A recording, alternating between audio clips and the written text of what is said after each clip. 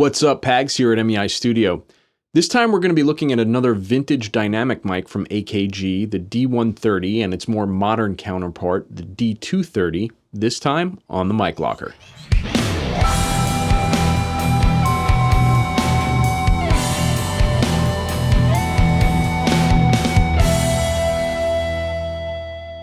Not long ago, we looked at the Electro-Voice 635A, which was created as an omnidirectional workhorse for news and broadcast use. This mic was released in 1965 as a replacement for the previous 635 model released in the 1940s. Its popularity in the United States led other manufacturers around the globe to produce a number of, shall I say, copycat mics. One of these was the Akg D130, released in the 1970s. The form factor is undeniably similar to the 635A, with the rounded back head basket and the flat grill, albeit a bit larger than the EV mic. Akg was into this whole sintered bronze pop filter thing in the 70s, which looked cool but was quite difficult to deal with if damaged. It also wasn't very fun to clean either, and suffered from a unique green growth if left unchecked, likely from the bronze material it was made from. The 130 featured an omnidirectional macrophone-equipped capsule, same material that was featured in Akg's other dynamic microphones of the era. While not wildly popular in the US, the mic saw its share of reporter duty in Europe. Years later, Akg evolved the D130, increasing its handle length to compete with the 635L, and created an updated capsule for reporter use that seems to defy physics. Between the updated mesh head basket and the foam windscreen below, somehow Akg created a microphone that is almost impervious to wind. If you don't believe me, check this out. Get the wind picking up a little bit here. Let's see what the difference is between the two mics when the wind is blowing. When the wind is blowing.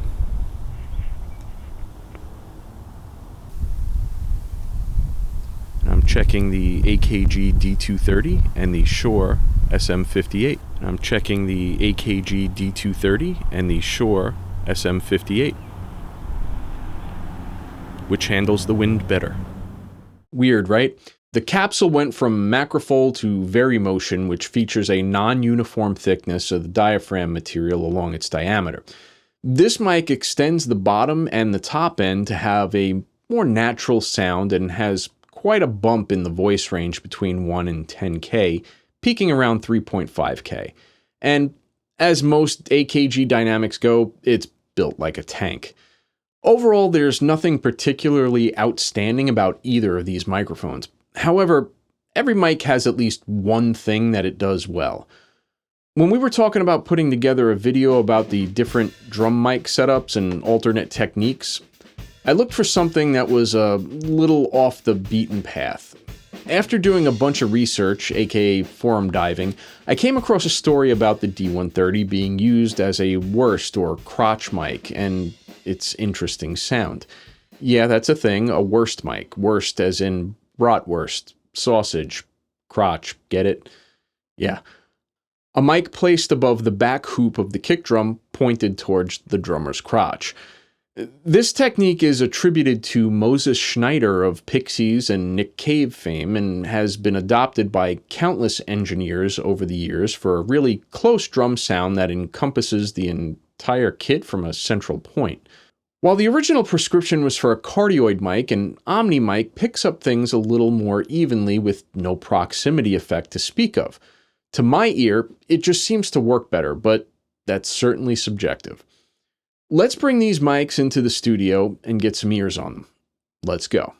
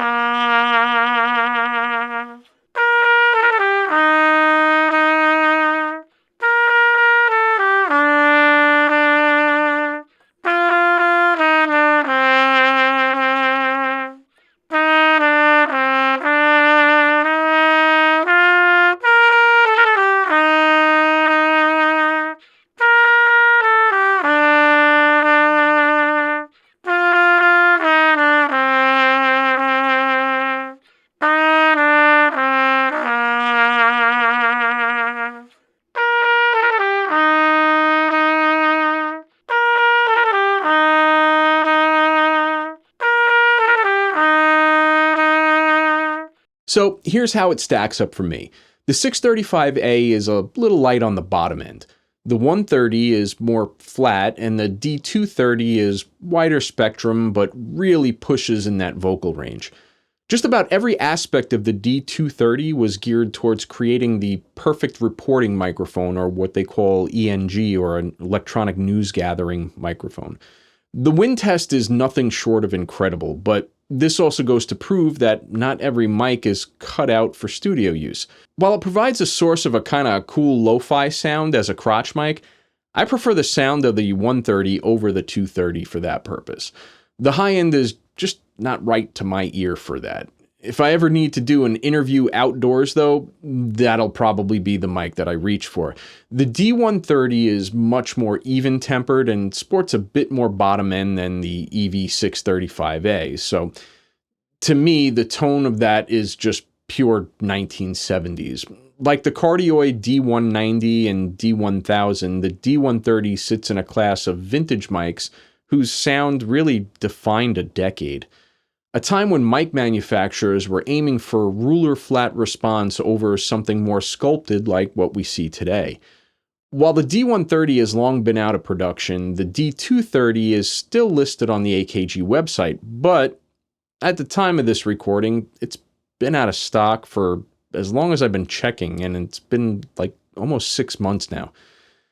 They both can be found from time to time on the used market for decent prices, but they're a bit harder to find than the D190 or the D1000. Omni mics weren't really looked at too favorably for recording purposes, and they're usually not top sellers like directional mics are for manufacturers.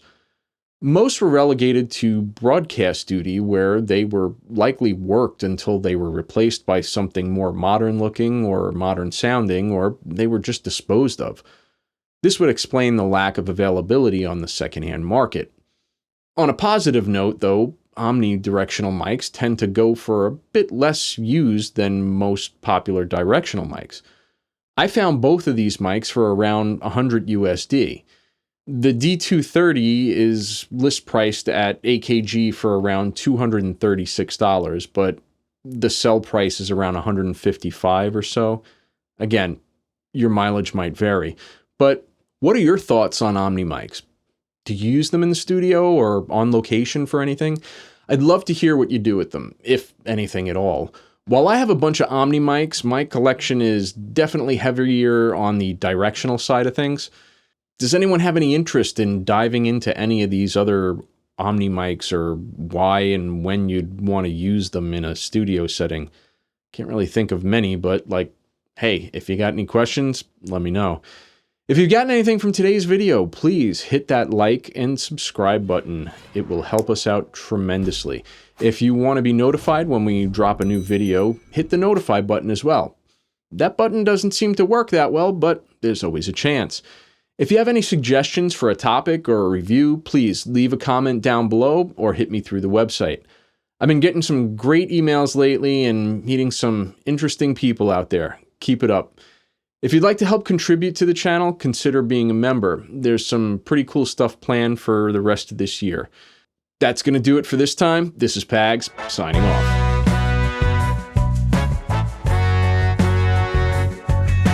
Seems to defy physics between the updated...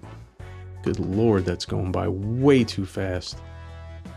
Holy sh... Pointed towards the drummer... I prefer the sound of the 130. Definitely heavy...